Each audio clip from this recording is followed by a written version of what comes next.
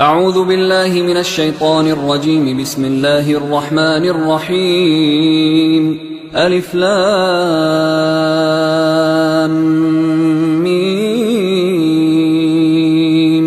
ذلك الكتاب لا ريب فيه هدى للمتقين الذين يؤمنون بالغيب ويقيمون الصلاة ومما رزقناهم ينفقون والذين يؤمنون بما أنزل إليك وما أنزل من قبلك وبالآخرة هم يوقنون أولئك على هدى من ربهم وأولئك هم المفلحون. إن الذين كفروا سواء عليهم أأنذرتهم أم لم تنذرهم لا يؤمنون. ختم الله على قلوبهم وعلى سمعهم وعلى أبصارهم غشاوة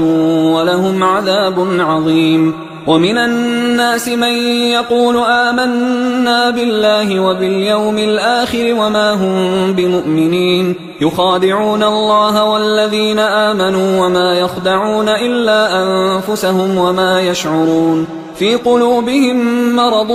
فزادهم الله مرضا ولهم عذاب أليم بما كانوا يكذبون. وإذا قيل لهم لا تفسدوا في الأرض قالوا إنما نحن مصلحون ألا إنهم هم المفسدون ولكن لا يشعرون. وإذا قيل لهم آمنوا كما آمن الناس قالوا أنؤمن كما آمن السفهاء ألا إنهم هم السفهاء ولكن لا يعلمون. وإذا لقوا الذين آمنوا قالوا آمنا وإذا خلوا إلى شياطينهم قالوا إنا معكم إنما نحن مستهزئون. الله يستهزئ بهم ويمدهم في طغيانهم يعمهون. أولئك الذين اشتروا الضلالة بالهدى فما ربحت تجارتهم وما كانوا مهتدين. مثلهم كمثل الذي استوقد نارا فلما أضاءت ما حوله ذهب الله بنورهم وتركهم في ظلمات لا يبصرون. صم بكم عمي فهم لا يرجعون. أو كصيب من السماء فيه ظلمات ورعد وبرق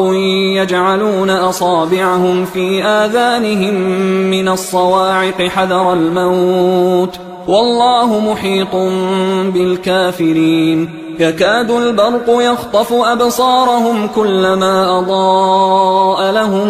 مشوا فيه وإذا أظلم عليهم قاموا ولو شاء الله لذهب بسمعهم وأبصارهم إن الله على كل شيء قدير. يا أيها الناس اعبدوا ربكم الذي خلقكم والذين من قبلكم لعلكم تتقون. الذي جعل لكم الأرض فراشا والسماء بناء وأنزل من السماء ماء فأخرج به من الثمرات رزقا لكم فلا تجعلوا لله أندادا وأنتم تعلمون. وإن كنتم في ريب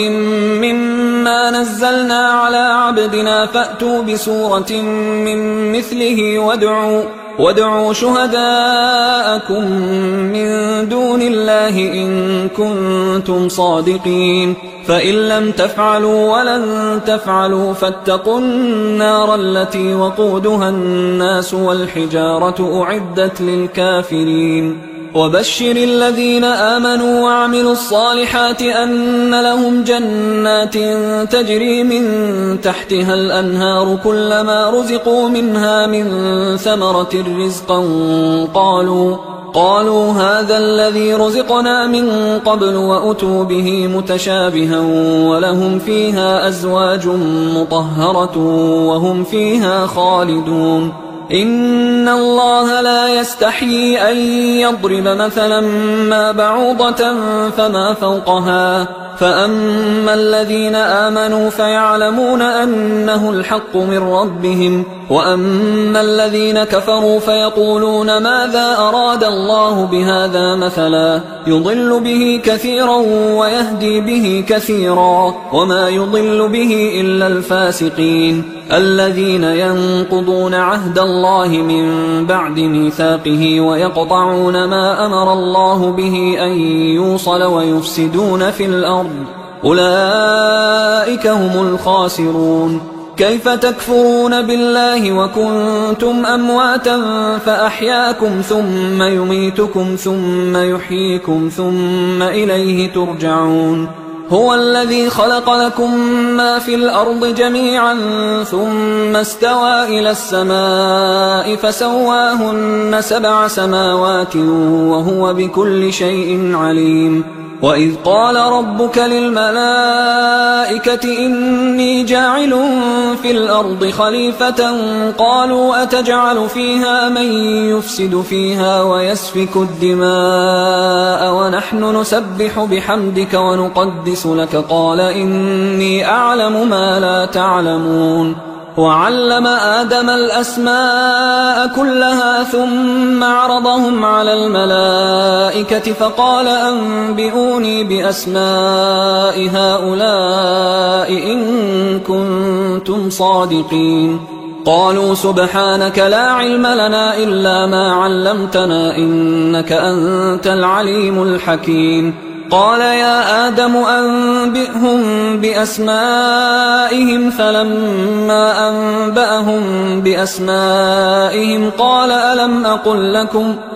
ألم أقل لكم إني أعلم غيب السماوات والأرض وأعلم ما تبدون وما كنتم تكتمون. وإذ قلنا للملائكة اسجدوا لآدم فسجدوا إلا إبليس أبى واستكبر وكان من الكافرين. وقلنا يا آدم اسكن أنت وزوجك الجنة وكلا منها رغدا حيث شئتما ولا تقربا هذه الشجرة فتكونا من الظالمين. فأزلهما الشيطان عنها فأخرجهما مما كانا فيه وقلنا اهبطوا بعضكم لبعض عدو ولكم في الأرض مستقر ومتاع إلى حين. فتلقى آدم من ربه كلمات فتاب عليه إنه هو التواب الرحيم. قلنا اهبطوا منها جميعا فإما يأتينكم مني هدى فمن تبع هداي فلا خوف عليهم ولا هم يحزنون. والذين كفروا وكذبوا بآياتنا أولئك أصحاب النار هم فيها خالدون. يا بني إسرائيل اذكروا نعمتي التي أنعمت عليكم وأوفوا بعهدي أوف بعهدكم وإياي فارهبون. وآمنوا بما أنزلت مصدقا لما معكم ولا تكونوا أول كافر به ولا تشتروا بآياتي ثمنا قليلا وإياي فاتقون. ولا تلبسوا الحق بالباطل وتكتموا الحق وأنتم تعلمون. وأقيموا الصلاة وآتوا الزكاة واركعوا مع الراكعين. أتأمرون الناس بالبر وتنسون أنفسكم وأنتم تتلون الكتاب أفلا تعقلون. واستعينوا بالصبر والصلاة وإنها لكبيرة إلا على الخاشعين الذين يظنون أنهم ملاقو ربهم وأنهم إليه راجعون. يا بني إسرائيل اذكروا نعمتي التي أنعمت عليكم وأني فضلتكم على العالمين. واتقوا يوما لا تجزي نفس عن نفس شيئا ولا يقبل منها شفاعة ولا يؤخذ منها عدل ولا هم ينصرون. وإذ نجيناكم من آل فرعون يسومونكم سوء العذاب يذبحون أبناءكم ويستحيون نساءكم وفي ذلكم بلاء من ربكم عظيم. وإذ فرقنا بكم البحر فأنجيناكم وأغرقنا آل فرعون وأنتم تنظرون. وإذ واعدنا موسى 40 ليلة ثم اتخذتم العجل من بعده وأنتم ظالمون. ثم عفونا عنكم من بعد ذلك لعلكم تشكرون وإذ آتينا موسى الكتاب والفرقان لعلكم تهتدون وإذ قال موسى لقومه يا قوم إنكم ظلمتم أنفسكم باتخاذكم العجل فتوبوا إلى بارئكم فاقتلوا أنفسكم ذلكم خير لكم عند بارئكم فتاب عليكم إنه هو التواب الرحيم وإذ قلتم يا موسى لن نؤمن لك حتى نرى الله جهرة فأخذتكم الصاعقة وأنتم تنظرون ثم بعثناكم من بعد موتكم لعلكم تشكرون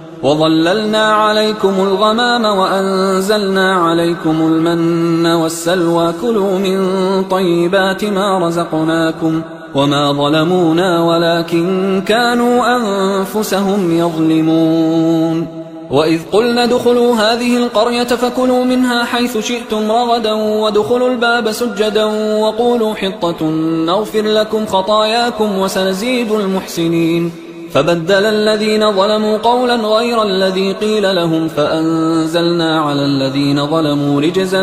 من السماء بما كانوا يفسقون وإذ استسقى موسى لقومه فقلنا اضرب بعصاك الحجر فانفجرت منه 12 عينا قد علم كل أناس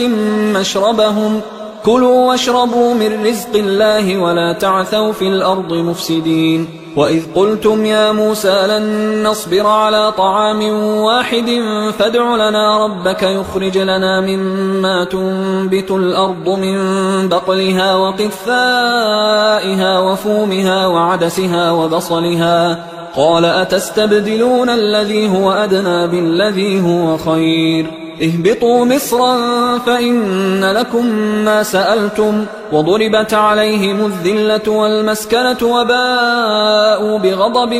من الله ذلك بأنهم كانوا يكفرون بآيات الله ويقتلون النبيين بغير الحق ذلك بما عصوا وكانوا يعتدون إن الذين آمنوا والذين هادوا والنصارى والصابئين من آمن بالله واليوم الآخر وعمل صالحا فلهم أجرهم عند ربهم ولا خوف عليهم ولا هم يحزنون وإذ أخذنا ميثاقكم ورفعنا فوقكم الطور خذوا ما آتيناكم بقوة واذكروا ما فيه لعلكم تتقون ثم توليتم من بعد ذلك فلولا فضل الله عليكم ورحمته لكنتم من الخاسرين ولقد علمتم الذين اعتدوا منكم في السبت فقلنا لهم كونوا قردة خاسئين فجعلناها نكالا لما بين يديها وما خلفها وموعظة للمتقين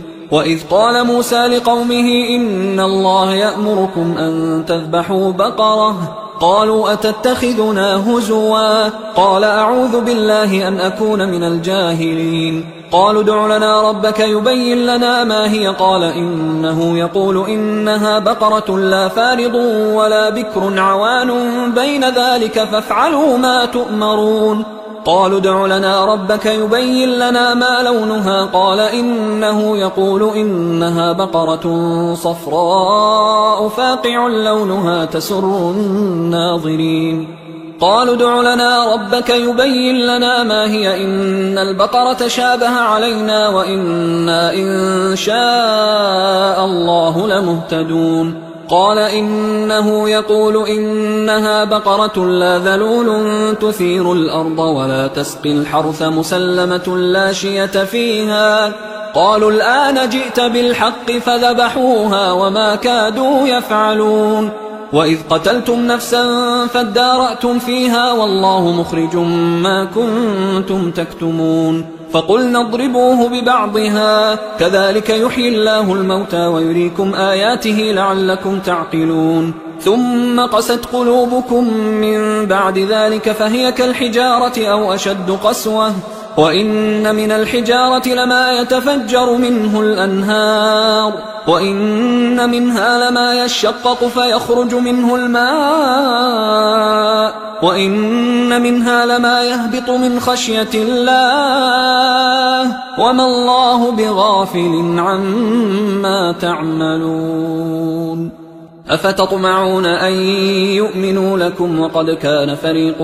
منهم يسمعون كلام الله ثم يحرفونه من بعد ما عقلوه وهم يعلمون وإذا لقوا الذين آمنوا قالوا آمنا وإذا خلا بعضهم إلى بعض قالوا أتحدثونهم بما فتح الله عليكم ليحاجوكم به عند ربكم أفلا تعقلون أولا يعلمون أن الله يعلم ما يسرون وما يعلنون ومنهم أميون لا يعلمون الكتاب إلا أماني وإنهم إلا يظنون فويل للذين يكتبون الكتاب بأيديهم ثم يقولون هذا من عند الله ليشتروا به ثمنا قليلا فويل لهم مما كتبت أيديهم وويل لهم مما يكسبون وقالوا لن تمسنا النار إلا أياما معدودة قل أتخذتم عند الله عهدا فلن يخلف الله عهده أم تقولون على الله ما لا تعلمون بلى من كسب سيئة وأحاطت به خطيئته فأولئك أصحاب النار هم فيها خالدون والذين آمنوا وعملوا الصالحات أولئك أصحاب الجنة هم فيها خالدون وإذ أخذنا ميثاق بني إسرائيل لا تعبدون إلا الله وبالوالدين إحسانا وذي القربى واليتامى والمساكين وقولوا للناس حسنا وأقيموا الصلاة وآتوا الزكاة ثم توليتم إلا قليلا منكم وأنتم معرضون وإذ أخذنا ميثاقكم لا تسفكون دماءكم ولا تخرجون أنفسكم من دياركم ثم أقررتم وأنتم تشهدون ثم أنتم هؤلاء تقتلون أنفسكم وتخرجون فريقا منكم من ديارهم تظاهرون عليهم بالإثم والعدوان وإن يأتوكم أسارى تفادوهم وهو محرم عليكم إخراجهم أفتؤمنون ببعض الكتاب وتكفرون ببعض فما جزاء من يفعل ذلك منكم إلا خزي في الحياة الدنيا ويوم القيامة يردون إلى أشد العذاب وما الله بغافل عما تعملون أولئك الذين اشتروا الحياة الدنيا بالآخرة فلا يخفف عنهم العذاب ولا هم ينصرون ولقد آتينا موسى الكتاب وقفينا من بعده بالرسل وآتينا عيسى ابن مريم البينات وأيدناه بروح القدس أفكلما جاءكم رسول بما لا تهوى أنفسكم استكبرتم ففريقا كذبتم وفريقا تقتلون وقالوا قلوبنا غلف بل لعنهم الله بكفرهم فقليلا ما يؤمنون ولما جاءهم كتاب من عند الله مصدق لما معهم وكانوا من قبل يستفتحون على الذين كفروا فلما جاءهم ما عرفوا كفروا به فلعنة الله على الكافرين بئس ما اشتروا به أنفسهم أن يكفروا بما أنزل الله بغيا أن ينزل الله من فضله على من يشاء من عباده فباءوا بغضب على غضب وللكافرين عذاب مهين وإذا قيل لهم آمنوا بما أنزل الله قالوا نؤمن بما أنزل علينا ويكفرون بما وراءه وهو الحق مصدقا لما معهم قل فلم تقتلون أنبياء الله من قبل إن كنتم مؤمنين ولقد جاءكم موسى بالبينات ثم اتخذتم العجل من بعده وأنتم ظالمون وإذ أخذنا ميثاقكم ورفعنا فوقكم الطور خذوا ما آتيناكم بقوة واسمعوا قالوا سمعنا وعصينا وأشربوا في قلوبهم العجل بكفرهم قل بئس ما يأمركم به إيمانكم إن كنتم مؤمنين قل إن كانت لكم الدار الآخرة عند الله خالصة من دون الناس فتمنوا الموت إن كنتم صادقين ولن يتمنوه أبدا بما قدمت أيديهم والله عليم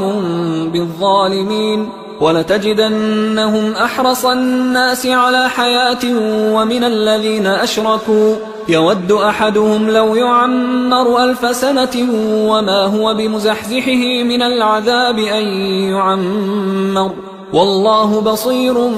بما يعملون قل من كان عدوا لجبريل فإنه نزله على قلبك بإذن الله مصدقا لما بين يديه وهدى وبشرى للمؤمنين من كان عدوا لله وملائكته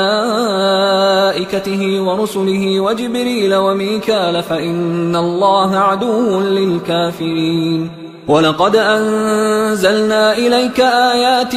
بينات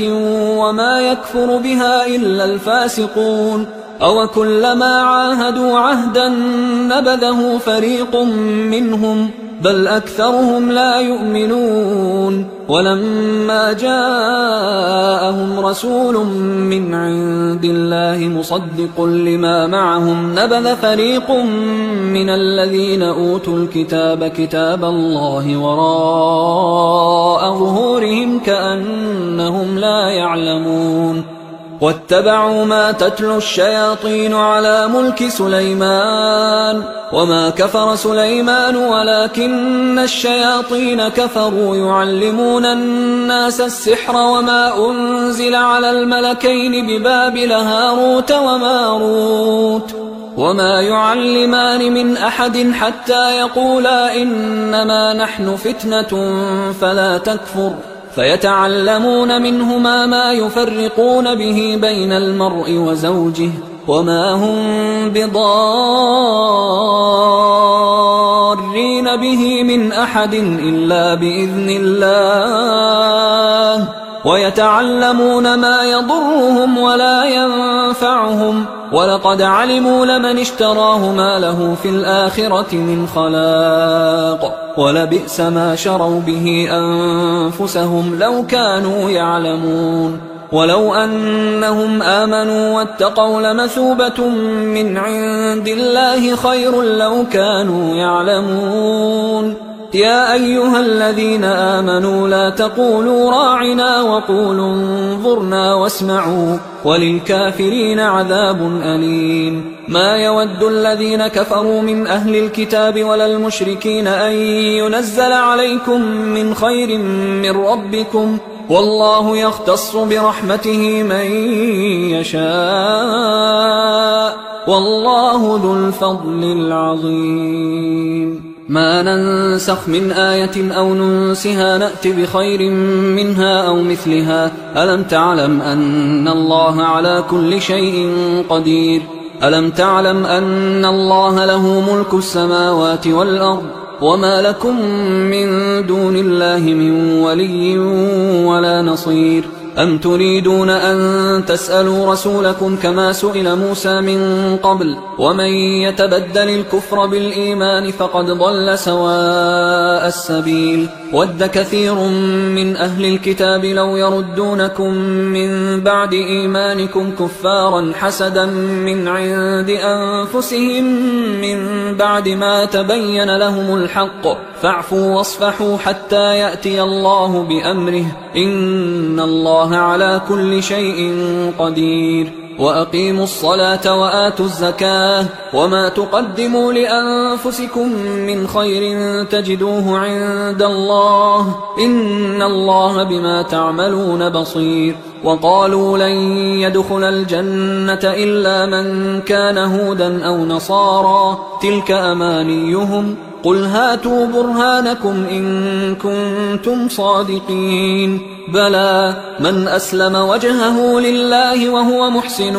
فله أجره عند ربه ولا خوف عليهم ولا هم يحزنون وقالت اليهود ليست النصارى على شيء وقالت النصارى ليست اليهود على شيء وهم يتلون الكتاب كذلك قال الذين لا يعلمون مثل قولهم فالله يحكم بينهم يوم القيامة فيما كانوا فيه يختلفون ومن أظلم ممن منع مساجد الله أن يذكر فيها اسمه وسعى في خرابها أولئك ما كان لهم أن يدخلوها إلا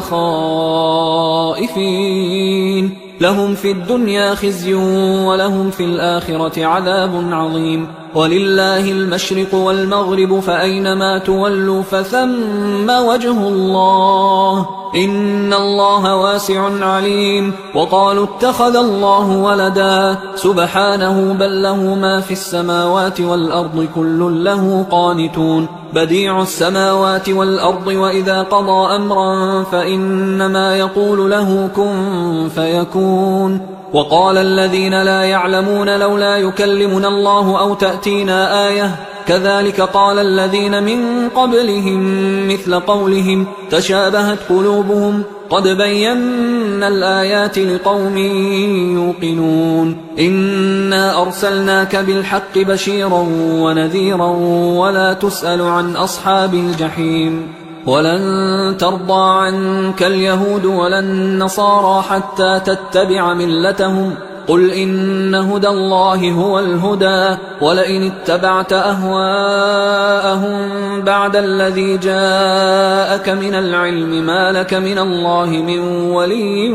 ولا نصير الذين آتيناهم الكتاب يتلونه حق تلاوته أولئك يؤمنون به ومن يكفر به فأولئك هم الخاسرون يا بني إسرائيل اذكروا نعمتي التي أنعمت عليكم وأني فضلتكم على العالمين واتقوا يوما لا تجزي نفس عن نفس شيئا ولا يقبل منها عدل ولا تنفعها شفاعة ولا هم ينصرون وإذ ابتلى إبراهيم ربه بكلمات فأتمهن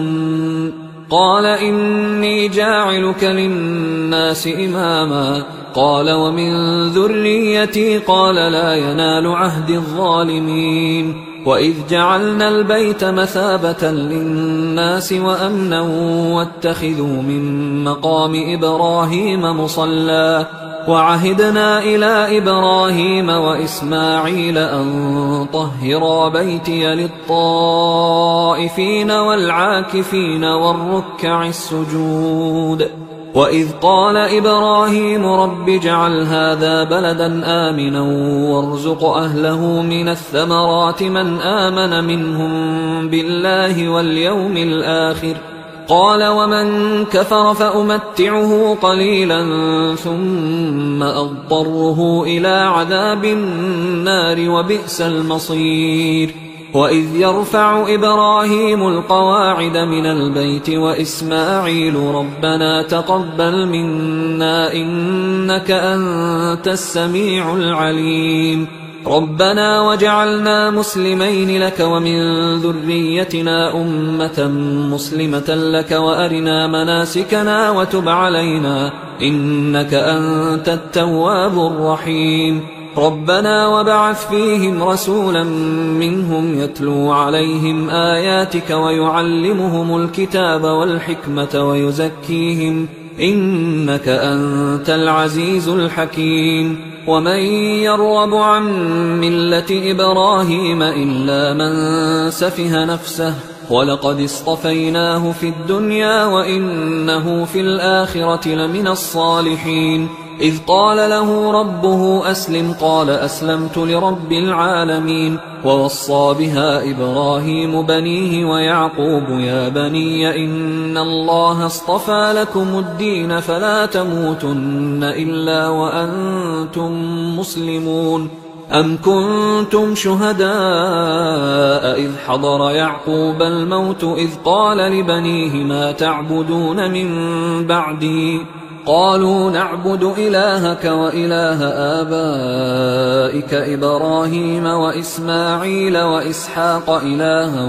واحدا ونحن له مسلمون. تلك أمة قد خلت لها ما كسبت ولكم ما كسبتم ولا تسألون عما كانوا يعملون. وقالوا كونوا هودا أو نصارى تهتدوا قل بل ملة إبراهيم حنيفا وما كان من المشركين. قولوا آمنا بالله وما أنزل إلينا وما أنزل إلى إبراهيم وإسماعيل وإسحاق ويعقوب والأسباط وما أوتي موسى وعيسى وما أوتي النبيون من ربهم لا نفرق بين أحد منهم ونحن له مسلمون. فإن آمنوا بمثل ما آمنتم به فقد اهتدوا وإن تولوا فإنما هم في شقاق فسيكفيكهم الله وهو السميع العليم. صبغة الله ومن أحسن من الله صبغة ونحن له عابدون. قل أتحاجوننا في الله وهو ربنا وربكم ولنا أعمالنا ولكم أعمالكم ونحن له مخلصون. أم تقولون إن إبراهيم وإسماعيل وإسحاق ويعقوب والأسباط كانوا هودا أو نصارى قل أأنتم أعلم أم الله ومن أظلم ممن كتم شهادة عنده من الله وما الله بغافل عما تعملون. تلك أمة قد خلت لها ما كسبت ولكم ما كسبتم ولا تسألون عما كانوا يعملون. سيقول السفهاء من الناس ما ولاهم عن قبلتهم التي كانوا عليها قل لله المشرق والمغرب يهدي من يشاء إلى صراط مستقيم. وكذلك جعلناكم أمة وسطا لتكونوا شهداء على الناس ويكون الرسول عليكم شهيدا. وما جعلنا القبلة التي كنت عليها إلا لنعلم من يتبع الرسول ممن ينقلب على عقبيه وإن كانت لكبيرة إلا على الذين هدى الله وما كان الله ليضيع إيمانكم إن الله بالناس لرؤوف رحيم. قد نرى تقلب وجهك في السماء فلنولينك قبلة ترضاها فول وجهك شطر المسجد الحرام وحيث ما كنتم فولوا وجوهكم شطره وإن الذين أوتوا الكتاب ليعلمون أنه الحق من ربهم وما الله بغافل عما يعملون.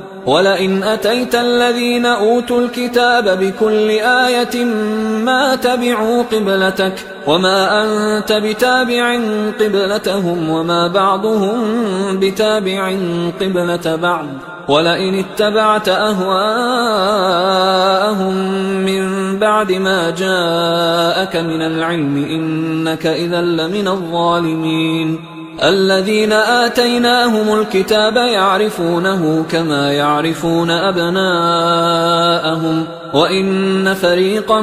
منهم ليكتمون الحق وهم يعلمون. الحق من ربك فلا تكونن من الممترين. ولكل وجهة هو موليها فاستبقوا الخيرات أينما تكونوا يأت بكم الله جميعا إن الله على كل شيء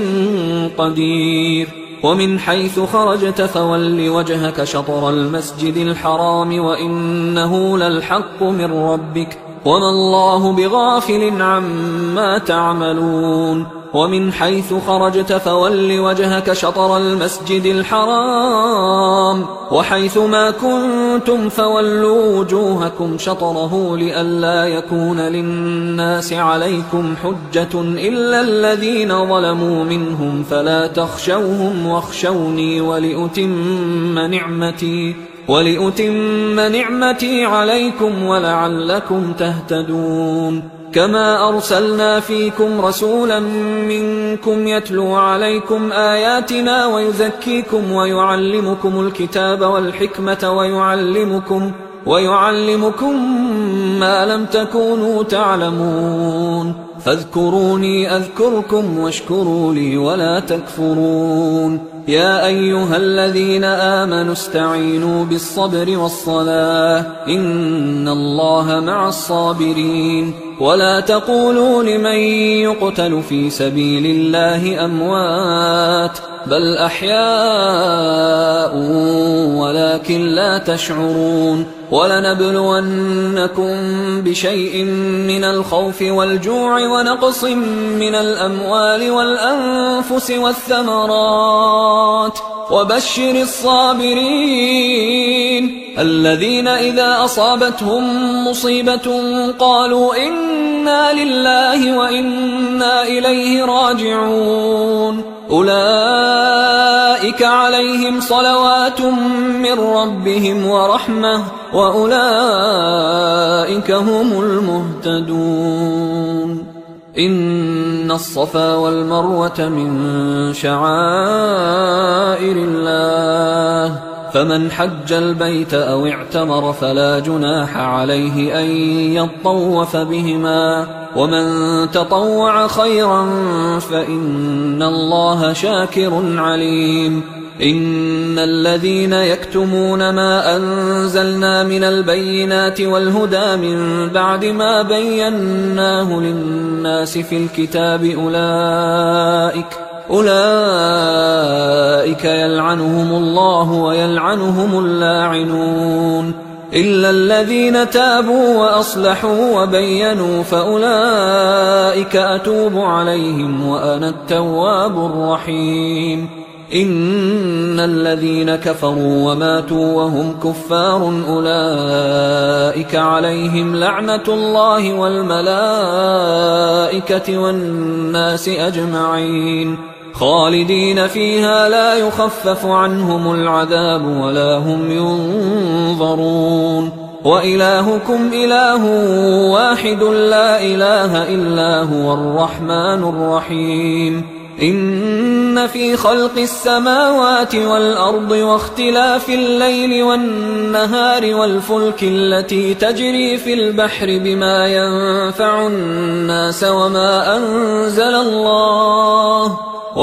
أنزل الله من السماء من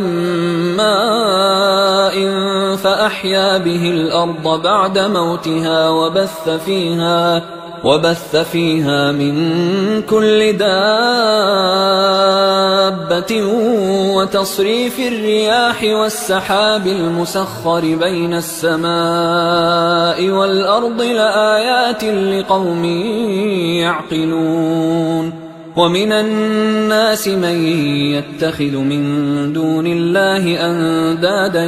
يحبونهم كحب الله والذين آمنوا أشد حبا لله. ولو يرى الذين ظلموا إذ يرون العذاب أن القوة لله جميعا وأن الله شديد العذاب. إذ تبرأ الذين اتبعوا من الذين اتبعوا ورأوا العذاب وتقطعت بهم الأسباب وقال الذين اتبعوا لو أن لنا كرة فنتبرأ منهم كما تبرأوا منا كذلك يريهم الله أعمالهم حسرات عليهم وما هم بخارجين من النار. يا أيها الناس كلوا مما في الأرض حلالا طيبا ولا تتبعوا خطوات الشيطان إنه لكم عدو مبين. إنما يأمركم بالسوء والفحشاء وأن تقولوا على الله ما لا تعلمون. وإذا قيل لهم اتبعوا ما أنزل الله قالوا بل نتبع ما ألفينا عليه آباءنا أولو كان آباؤهم لا يعقلون شيئا ولا يهتدون. ومثل الذين كفروا كمثل الذي ينعق بما لا يسمع إلا دعاء ونداء صم بكم عمي فهم لا يعقلون. يا أيها الذين آمنوا كلوا من طيبات ما رزقناكم واشكروا لله إن كنتم إياه تعبدون. إنما حرم عليكم الميتة والدم ولحم الخنزير وما أهل به لغير الله فمن اضطر غير باغ ولا عاد فلا إثم عليه إن الله غفور رحيم. إن الذين يكتمون ما أنزل الله من الكتاب ويشترون به ثمنا قليلا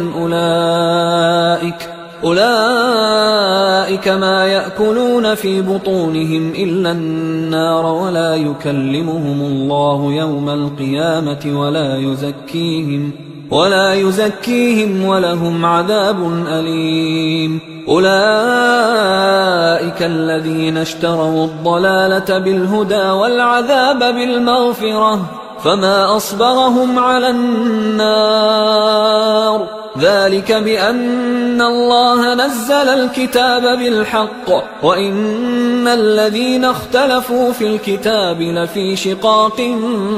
بعيد. ليس البر أن تولوا وجوهكم قبل المشرق والمغرب ولكن البر من آمن بالله واليوم الآخر والملائكة والكتاب والنبيين وآتى المال على حبه ذوي القربى واليتامى والمساكين وابن السبيل والسائلين وفي الرقاب وأقام الصلاة وآتى الزكاة والموفون بعهدهم إذا عاهدوا والصابرين في البأساء والضراء وحين البأس أولئك الذين صدقوا وأولئك هم المتقون. يا أيها الذين آمنوا كتب عليكم القصاص في القتلى الحر بالحر والعبد بالعبد والأنثى بالأنثى فمن عفي له من أخيه شيء فاتباع بالمعروف وأداء إليه بإحسان ذلك تخفيف من ربكم ورحمة فمن اعتدى بعد ذلك فله عذاب أليم. ولكم في القصاص حياة يا أولي الألباب لعلكم تتقون. كتب عليكم إذا حضر أحدكم الموت إن ترك خيرا الوصية للوالدين والأقربين بالمعروف حقا على المتقين فمن بدله بعدما سمعه فإنما إثمه على الذين يبدلونه إن الله سميع عليم. فمن خاف من موص جنفا أو إثما فأصلح بينهم فلا إثم عليه إن الله غفور رحيم. يا أيها الذين آمنوا كتب عليكم الصيام كما كتب على الذين من قبلكم لعلكم تتقون أياما معدودات، فمن كان منكم مريضا أو على سفر فعدة من أيام أخر، وعلى الذين يطيقونه فدية طعام مسكين، فمن تطوع خيرا فهو خير له، وأن تصوموا خير لكم إن كنتم تعلمون. شهر رمضان الذي أنزل فيه القرآن هدى للناس وبينات من الهدى والفرقان، فمن شهد منكم الشهر فليصم، ومن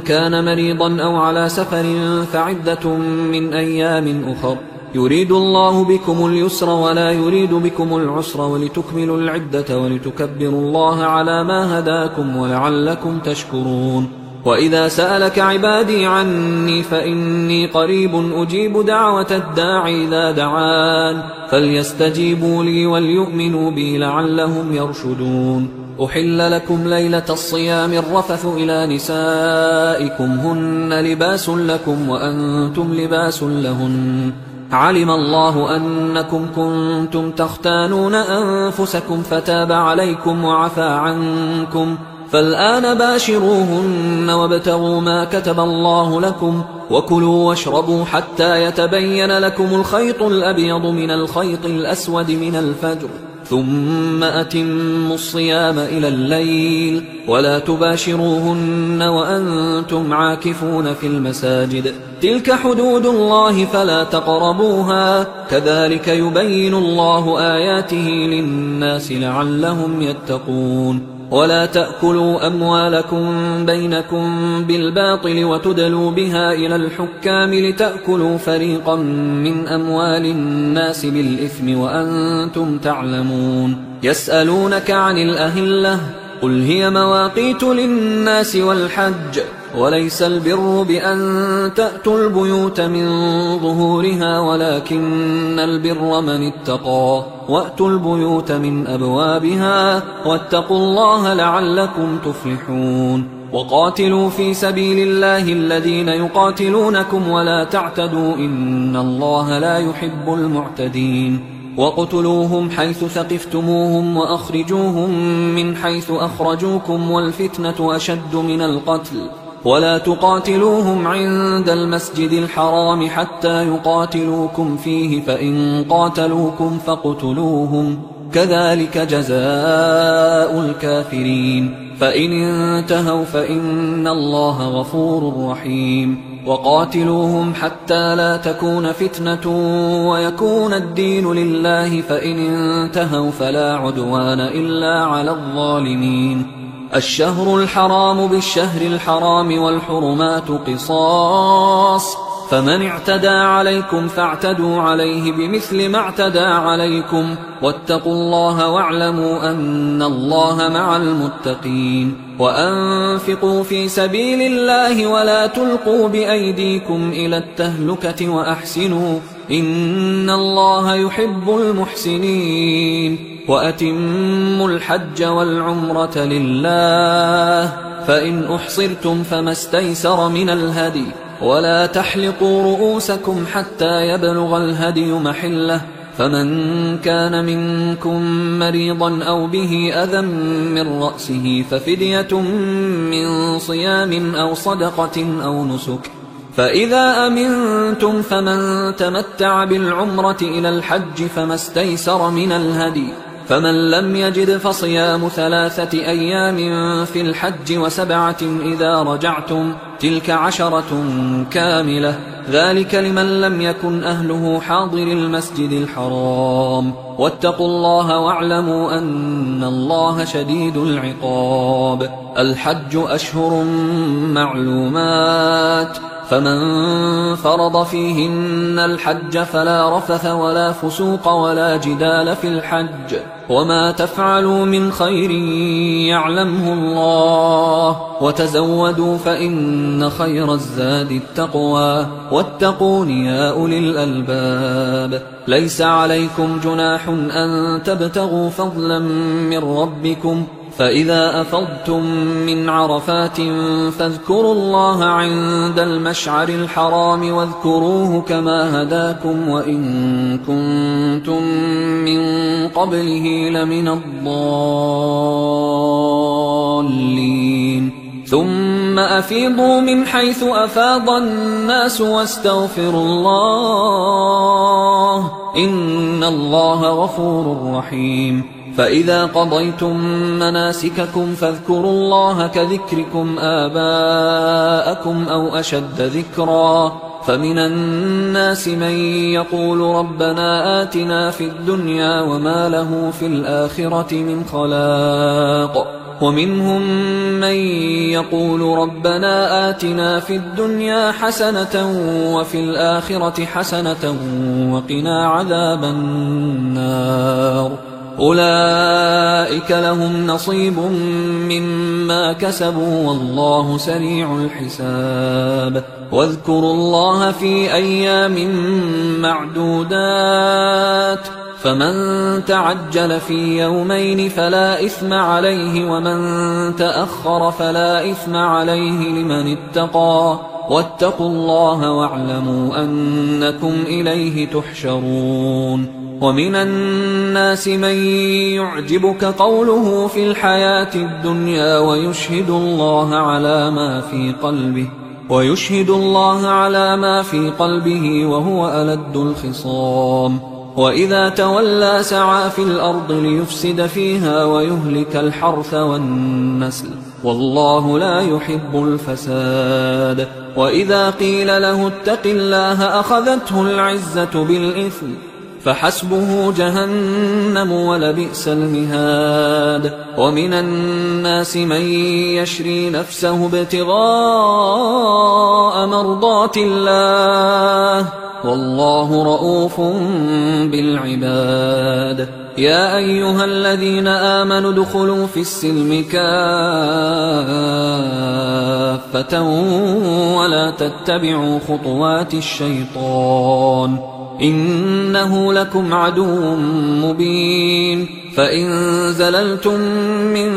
بعد ما جاءتكم البينات فاعلموا أن الله عزيز حكيم هل ينظرون إلا أن يأتيهم الله في ظلل من الغمام والملائكة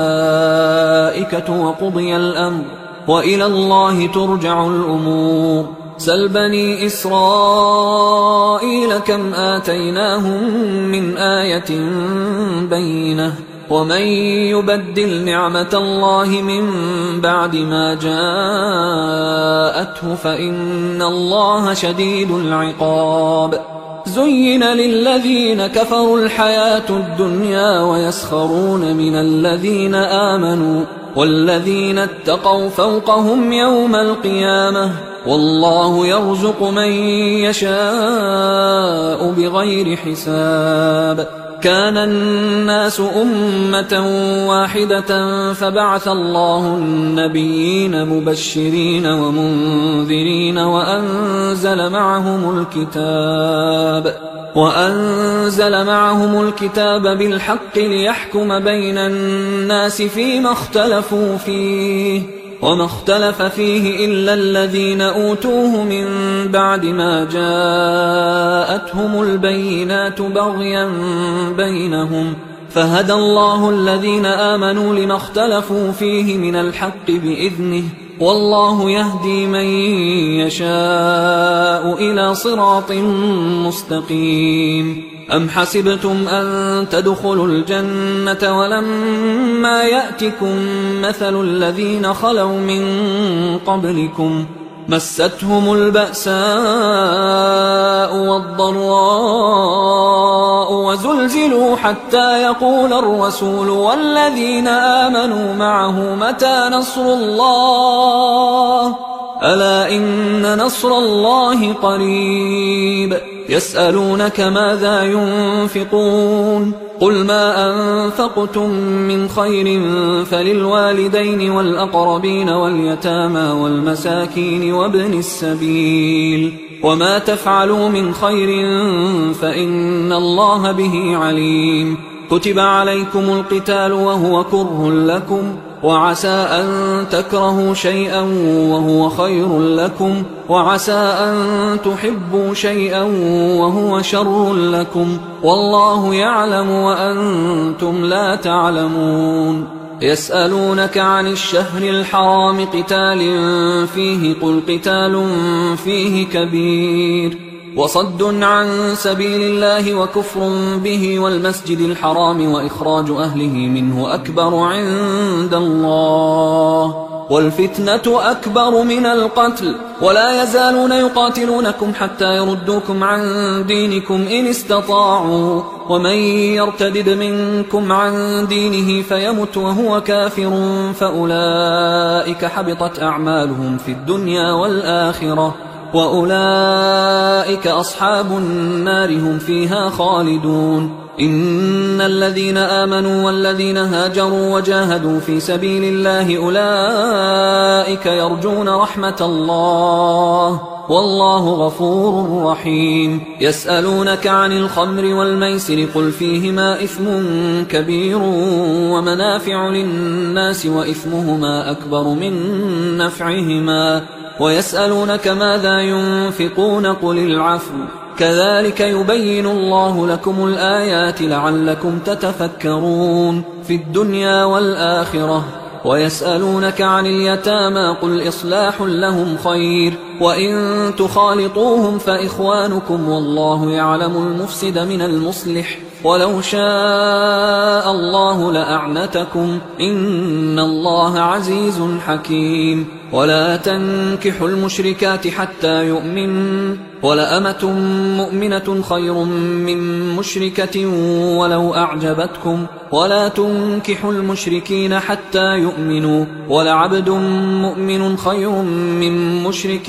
ولو أعجبكم أولئك يدعون إلى النار والله يدعو إلى الجنة والمغفرة بإذنه ويبين آياته للناس لعلهم يتذكرون ويسألونك عن المحيض قل هو أذى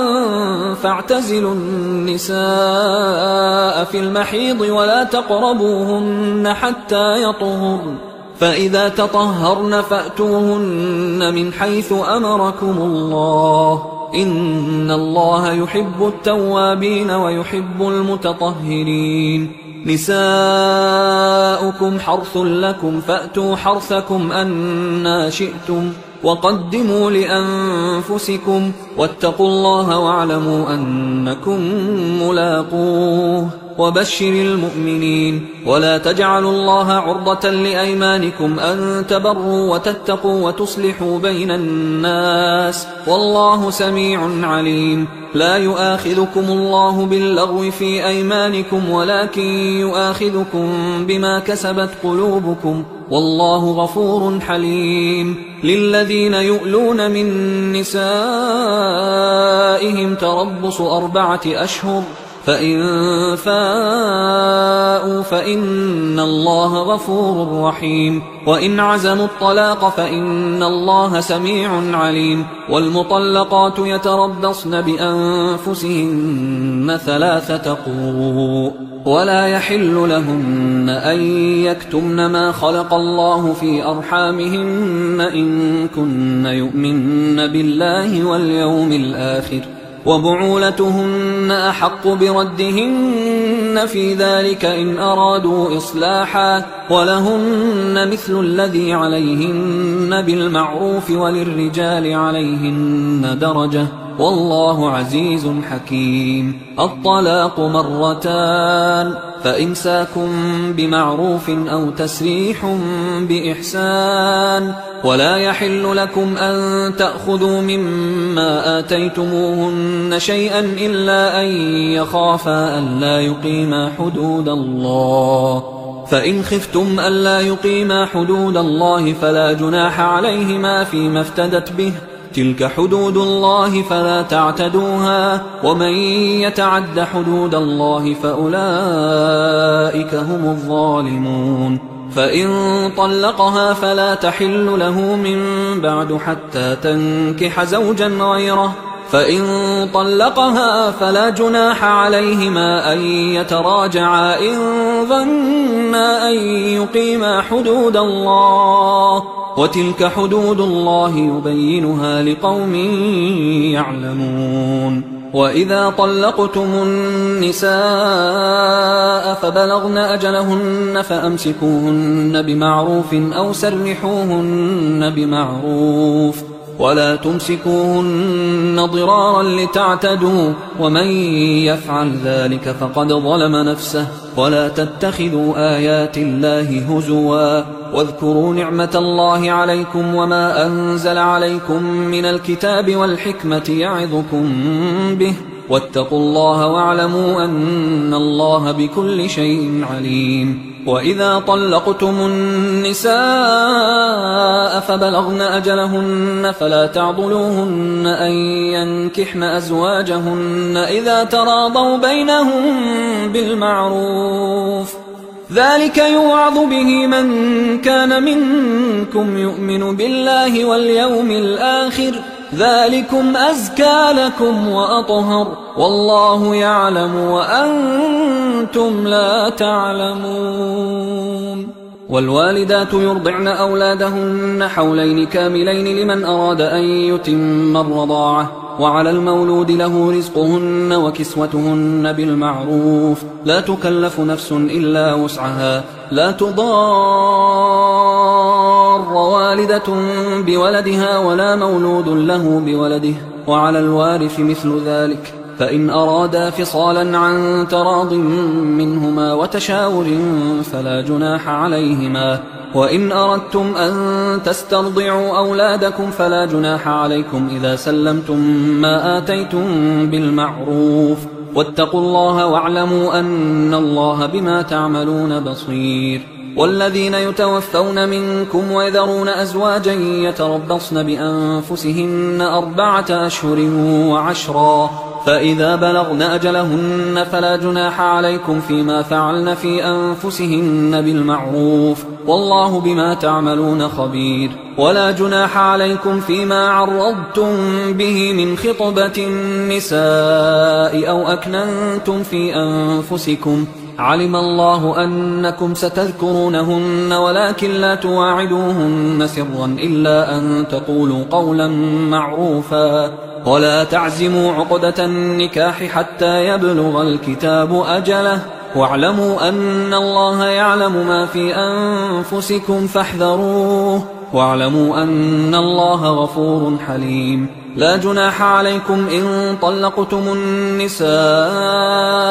ما لم تمسوهن أو تفرضوا لهن فريضة، ومتعوهن على الموسع قدره وعلى المقتر قدره متاعا بالمعروف حقا على المحسنين. وإن طلقتموهن من قبل أن تمسوهن وقد فرضتم لهن فريضة فنصف ما فرضتم إلا أن يعفون أو يعفو الذي بيده عقدة النكاح، وأن تعفوا أقرب للتقوى، ولا تنسوا الفضل بينكم، إن الله بما تعملون بصير. حافظوا على الصلوات والصلاة الوسطى وقوموا لله قانتين، فإن خفتم فرجالا أو ركبانا، فإذا أمنتم فاذكروا الله كما علمكم ما لم تكونوا تعلمون. والذين يتوفون منكم ويذرون أزواجا وصية لأزواجهم متاعا إلى الحول غير إخراج، فإن خرجن فلا جناح عليكم فيما فعلن في أنفسهن من معروف، والله عزيز حكيم. وللمطلقات متاع بالمعروف حقا على المتقين، كذلك يبين الله لكم آياته لعلكم تعقلون.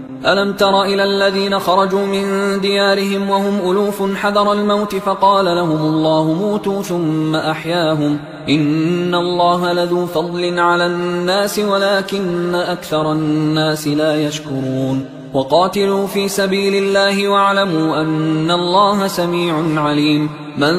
ذا الذي يقرض الله قرضا حسنا فيضاعفه له أضعافا كثيرة، والله يقبض ويبسط وإليه ترجعون. ألم تر إلى الملأ من بني إسرائيل من بعد موسى إذ قالوا لنبي له مبعث لنا ملكا نقاتل في سبيل الله، قال هل عسيتم إن كتب عليكم القتال ألا تقاتلوا؟ قالوا وما لنا ألا نقاتل في سبيل الله وقد أخرجنا من ديارنا وأبنائنا، فلما كتب عليهم القتال تولوا إلا قليلا منهم، والله عليم بالظالمين. وقال لهم نبيهم إن الله قد بعث لكم طالوت ملكا، قالوا أنى يكون له الملك علينا ونحن أحق بالملك منه ولم يؤت سعة من المال، قال إن الله اصطفاه عليكم وزاده بسطة في العلم والجسم، والله يؤتي ملكه من يشاء والله واسع عليم. وقال لهم نبيهم إن آية ملكه أن يأتيكم التابوت فيه سكينة من ربكم وبقية مما ترك آل موسى وآل هارون تحمله الملائكة، إن في ذلك لآية لكم إن كنتم مؤمنين. فلما فصل طالوت بالجنود قال إن الله مبتليكم بنهر فمن شرب منه فليس مني ومن لم يطعمه فإنه مني إلا من اغترف غرفة بيده، فشربوا منه إلا قليلا منهم. فلما جاوزه هو والذين آمنوا معه قالوا لا طاقة لنا اليوم بجالوت وجنوده.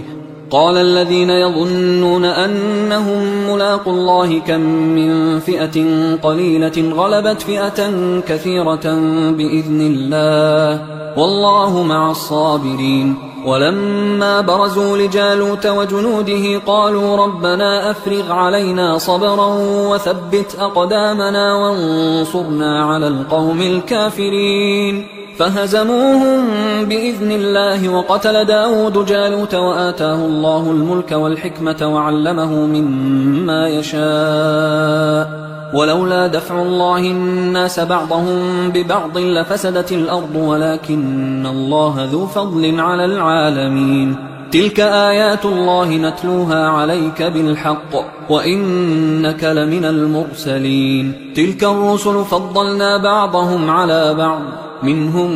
من كلم الله ورفع بعضهم درجات، وآتينا عيسى ابن مريم البينات وأيدناه بروح القدس، ولو شاء الله ما اقتتل الذين من بعدهم من بعد ما جاءتهم البينات ولكن اختلفوا فمنهم من آمن ومنهم من كفر، ولو شاء الله ما اقتتلوا ولكن الله يفعل ما يريد. يا أيها الذين آمنوا أنفقوا مما رزقناكم من قبل أن يأتي يوم لا بيع فيه ولا خلة ولا شفاعة والكافرون هم الظالمون. الله لا إله إلا هو الحي القيوم لا تأخذه سنة ولا نوم، له ما في السماوات وما في الأرض، من ذا الذي يشفع عنده إلا بإذنه، يعلم ما بين أيديهم وما خلفهم ولا يحيطون بشيء من علمه إلا بما شاء، وسع كرسيه السماوات والأرض ولا يؤوده حفظهما وهو العلي العظيم. لا إكراه في الدين قد تبين الرشد من الغي، فمن يكفر بالطاغوت ويؤمن بالله فقد استمسك بالعروة الوثقى لا انفصام لها، والله سميع عليم. الله ولي الذين آمنوا يخرجهم من الظلمات إلى النور، والذين كفروا أولياؤهم الطاغوت يخرجونهم من النور إلى الظلمات، أولئك أصحاب النار هم فيها خالدون. ألم تر إلى الذي حاج إبراهيم في ربه أن آتاه الله الملك إذ قال إبراهيم ربي الذي يحيي ويميت قال أنا أحيي وأميت. قال إبراهيم فإن الله يأتي بالشمس من المشرق فأت بها من المغرب فبهت الذي كفر والله لا يهدي القوم الظالمين. أو كالذي مر على قرية وهي خاوية على عروشها قال أنى يحيي هذه الله بعد موتها فأماته الله 100 عام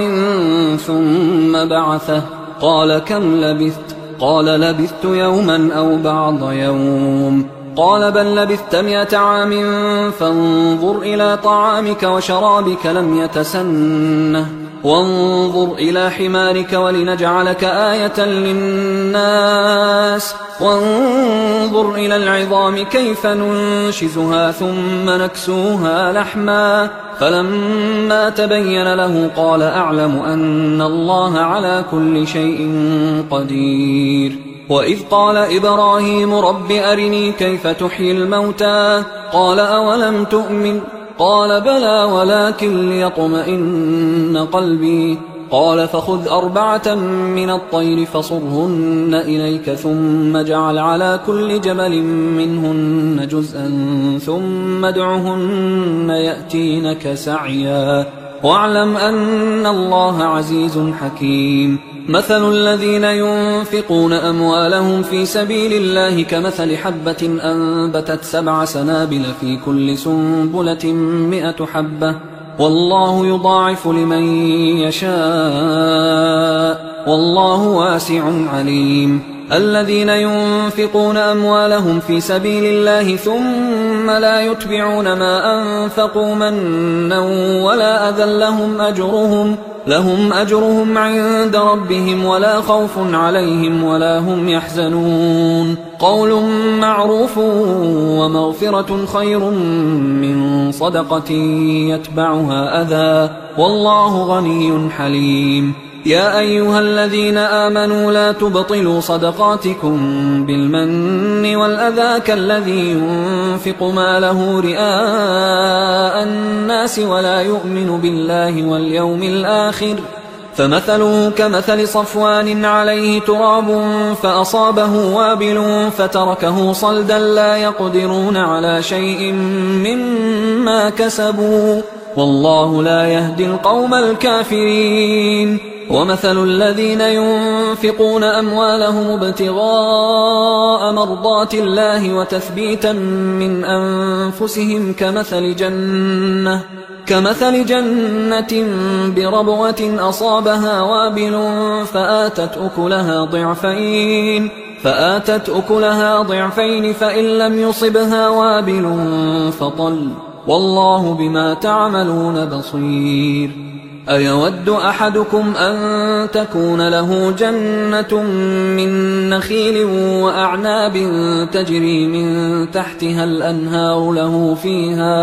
له فيها من كل الثمرات وأصابه الكبر وله ذرية ضعفاء فأصابها إعصار فيه نار فاحترقت كذلك يبين الله لكم الآيات لعلكم تتفكرون. يا أيها الذين آمنوا أنفقوا من طيبات ما كسبتم ومما أخرجنا لكم من الأرض ولا تيمموا الخبيث منه تنفقون ولستم بآخذيه إلا أن تغمضوا فيه واعلموا أن الله غني حميد. الشيطان يعدكم الفقر ويأمركم بالفحشاء والله يعدكم مغفرة منه وفضلا والله واسع عليم. يؤتي الحكمة من يشاء ومن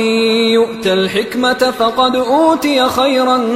كثيرا وما يذكر إلا أولو الألباب. وما أنفقتم من نفقة أو نذرتم من نذر فإن الله يعلمه وما للظالمين من أنصار. إن تبدوا الصدقات فنعما هي وإن تخفوها وتؤتوها الفقراء فهو خير لكم ويكفر عنكم من سيئاتكم والله بما تعملون خبير. ليس عليك هداهم ولكن الله يهدي من يشاء وما تنفقوا من خير فلأنفسكم وما تنفقون إلا ابتغاء وجه الله وما تنفقوا من خير يوفى إليكم وأنتم لا تظلمون. للفقراء الذين أحصروا في سبيل الله لا يستطيعون ضربا في الأرض يحسبهم الجاهل أغنياء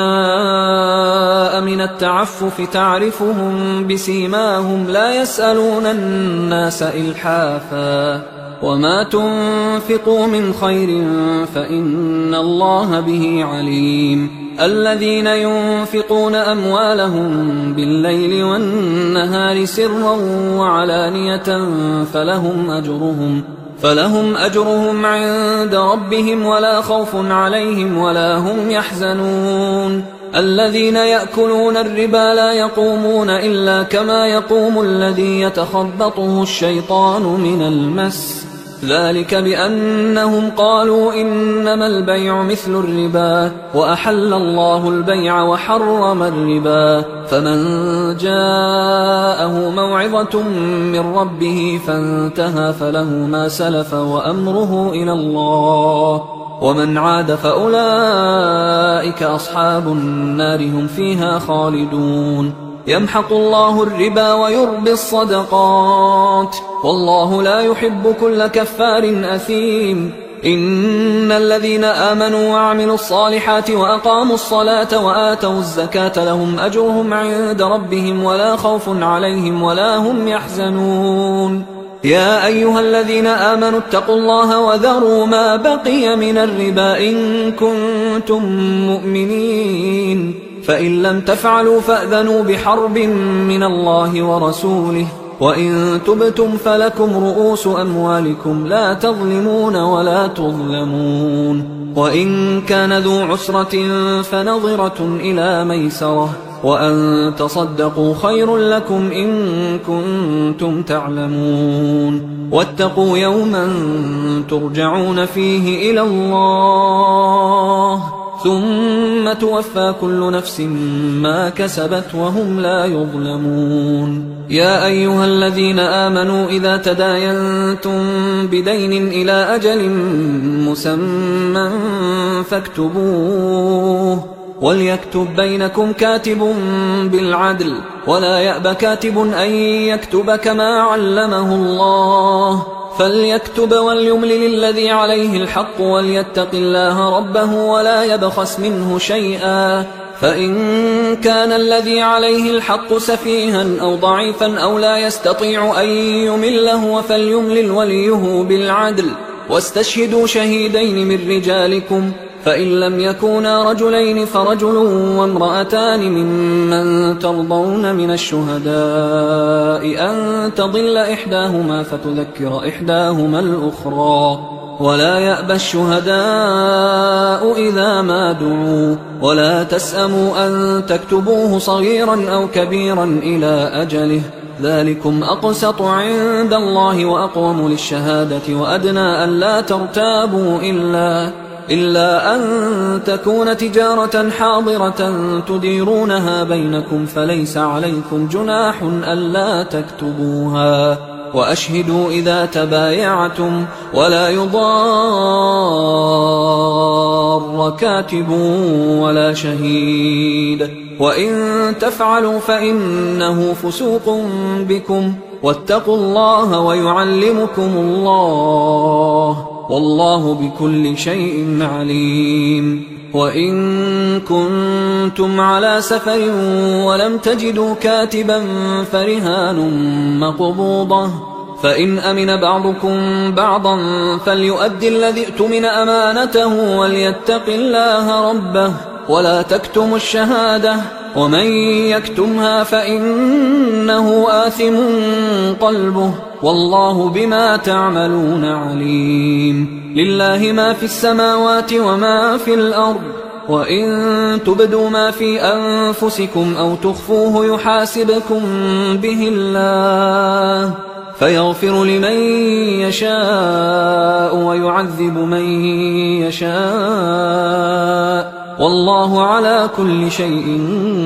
قدير آمن الرسول بما أنزل إليه من ربه والمؤمنون كل آمن بالله وملائكته وكتبه ورسله لا نفرق بين أحد من رسله وقالوا سمعنا وأطعنا غفرانك ربنا وإليك المصير لا يكلف الله نفسا إلا وسعها لها ما كسبت وعليها ما اكتسبت ربنا لا تؤاخذنا إن نسينا أو أخطأنا ربنا ولا تحمل علينا إصرا كما حملته على الذين من قبلنا ربنا ولا تحملنا ما لا طاقة لنا به واعف عنا واغفر لنا وارحمنا أنت مولانا فانصرنا على القوم الكافرين. حصريا على قارئ القرآن.